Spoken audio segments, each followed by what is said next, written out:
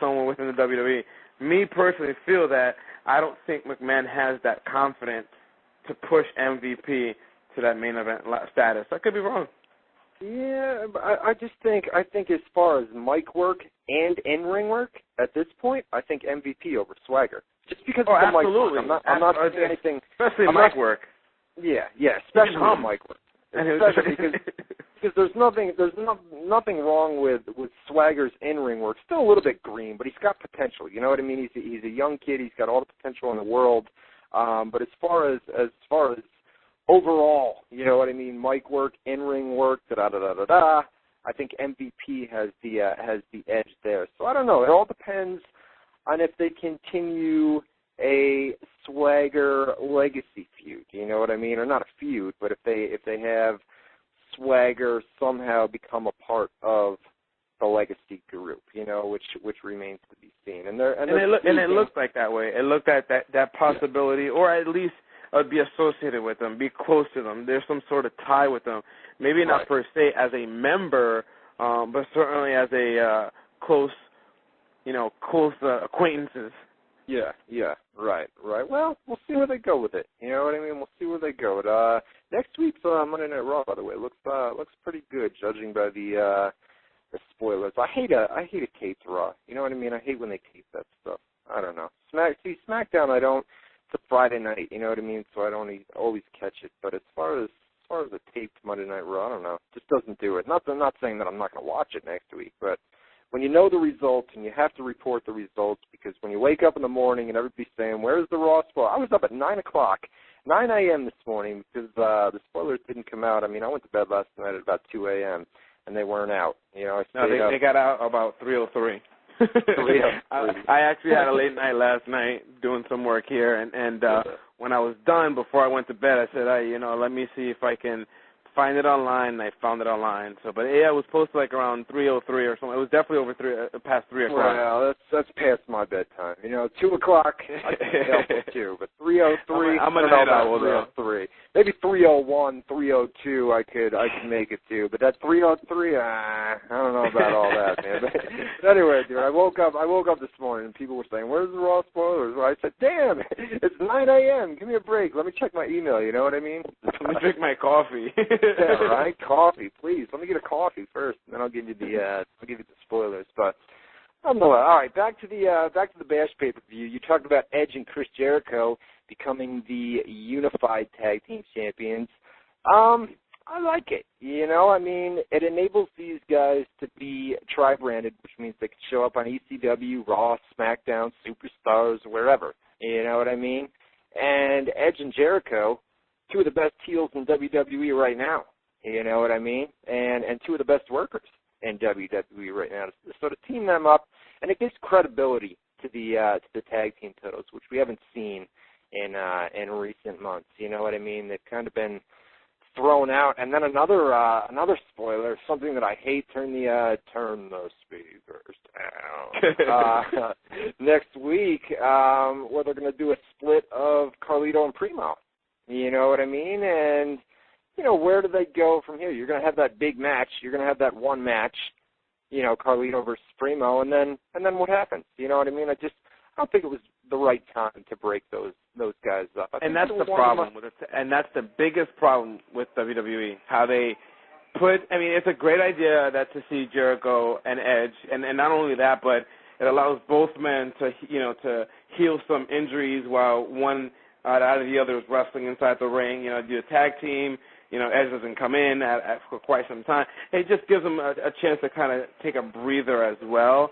But yeah, it's that they put Carlito, they put Primo together, and now they tease this breakup, and then next week again, that happens. That's what gets me upset, and I think that's the reason why people lose confidence in the tag team division, because you sit here and you're like, all right, well, shouldn't it be Edge and Jericho doing that rather than two really good tag teams that you have together? I mean, now what do? You throw some Crime Time into the mix, and then they may turn heel eventually. So, it's just... Well, not that, but they'll have them fight each other. You know what I mean? Yeah, that's what I meant. One someone turns heel and someone turns heel. But again, that is the problem with the tag team division. It's not so much that there's no tag teams out there. It's just the fact that they break them up. You know, the Highlanders at one time. You know, they always break up the tag team, and that's the biggest problem. It's one of the biggest problems that they have in the tag team division.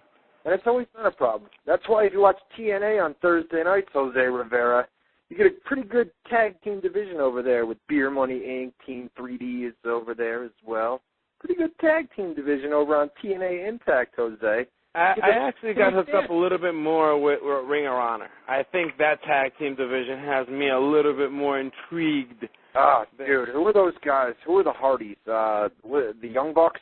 Young Bucks or something like that, yeah. yeah, they were, they got the, what was the chant? Wannabe Hardys, or what was it? Bootleg Hardys, right? and then, of course, you know, and then the first thing each individual names, Jeff Hardy, Matt Hardy. Yeah, no doubt. That was an awesome Ring of Honor show, by the way. I had a good time down there. Can't wait until September. Yeah, no doubt. I definitely hope to see you guys down there. I hope you guys come again, man. No Long Island iced teas for you, though. no Long Island iced teas, and then driving back to Albany, New York. You know what I mean? That was no good. No good. Don't drink and drive, folks. Don't drink and drive. Melina versus Michelle McCool for the WWE Women's Championship. Typical Divas match. I expected more from these two. Two of the best women workers right now in WWE, in my opinion. Throw Mickie James in there as well. But Melina, Michelle McCool, who's come a real long way. She was up to get it. New WWE Women's Champion, Michelle McCool. I don't really have much to say about that. There's really not much to say about it. It's just the fact that I think eventually they will do away with one of those titles and then unify the women's. They really need to rebrand their women's division as well. The reality is, you know, you have Mickie James, you have these female wrestlers / models or models / female wrestlers, and there's only so much that you can deal with it until you either put the real females out there and let them wrestle, or just kind of do away with the female division, which I'm sure we'll never see them doing away. Well, no, because they draw. I mean, their segments draw high ratings, but it's more about looks for me. You know what I mean? Especially that tag match last night on Raw. That was brutal to watch. I was talking to Boone about that as we watched it, and that was not fun to watch last night. WWE World Heavyweight Championship match. We had CM Punk and Jeff Hardy. You knew going in, CM Punk, Jeff Hardy. This is probably the second best match of the night for me. Tore down the house, and then we had Jeff Hardy won by DQ. Jeff Hardy won by DQ, but CM Punk was still crowned WWE World Champion due to the DQ finish. But what did you think of the match overall? I thought it was good. I enjoyed it. These two guys kind of not really tore the house down like a Mysterio and Jericho, but certainly it'd be my second bout of the night. And the ending actually was done really well. It was not done, you know, I mean, you had your bullshit chance. They had Punk kick the referee in the back, right? And then the referee. Yeah, because he was blind.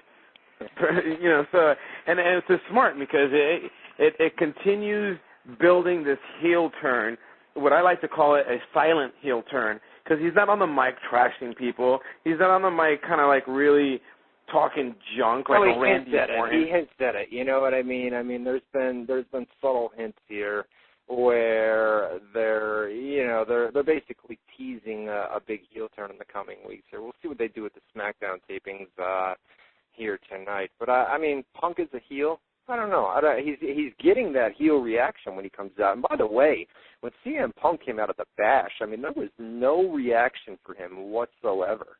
Did you notice that or no? They're confused. They don't know if they want to cheer for him or boo him. But I think after last night, I think we're going to know what type of direction the fans are going to start accepting him on.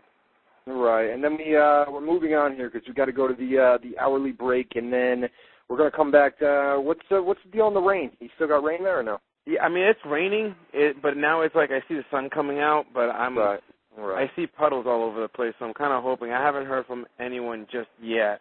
So whatever. Yeah, what I might have to end up being is just driving up there and just, doing the show in the car. And I apologize with the cell phone